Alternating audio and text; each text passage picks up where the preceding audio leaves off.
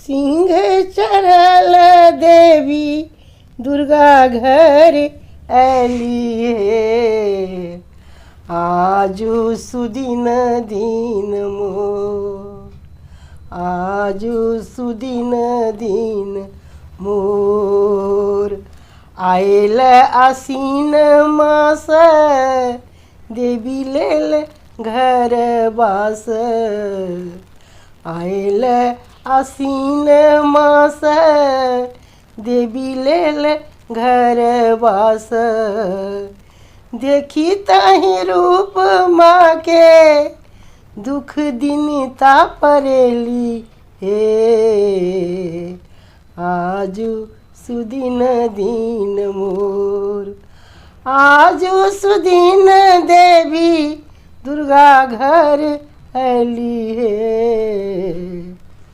आजू सुदिन दिन मोर। शरद पड़ी तिथि जननी एली अतिथि।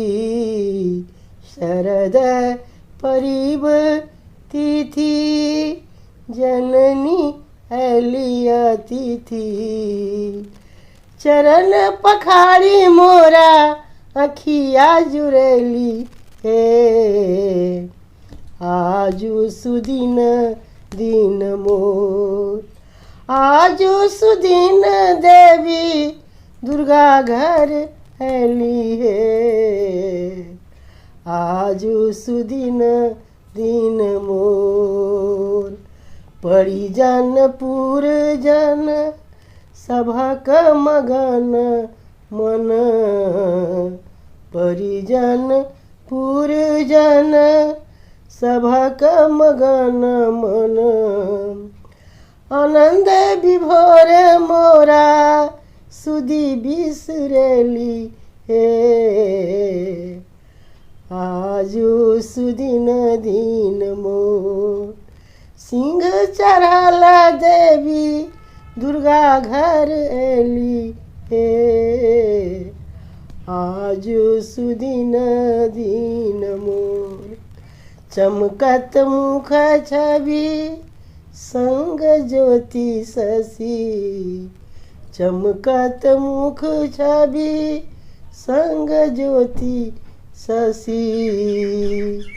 सब दरिद्रता सब धरती नुकेली हे।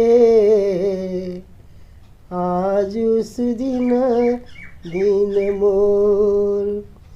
आजू सुदिन देवी दुर्गा घर ऐली हे। आजू सुदिन दिन मोर। पूजा लेल आबी माहे भक्त घर घर जावे। पूजा लेल आबी माहे भक्त घर घर जावे। पाप ताप सब जननी अपने लिए। आजू सुदिन दिन मोर। बिकल सभक मन बिकल सभये भये। 10 दिन पूजा कये।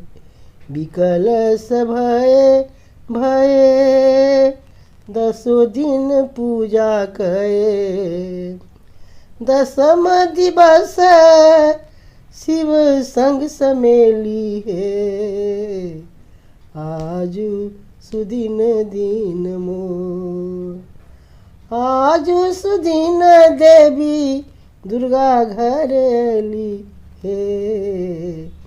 आजू सुदिन दिन मोर। पूजा लेल आबी माहे भक्त घर घर जाए। पूजा लेल आबी माहे भक्त घर घर जाए। हरल सभक दुख हरल सभक दुख मन कामना पुरेली हे। आजू सुदिन दिन मोर।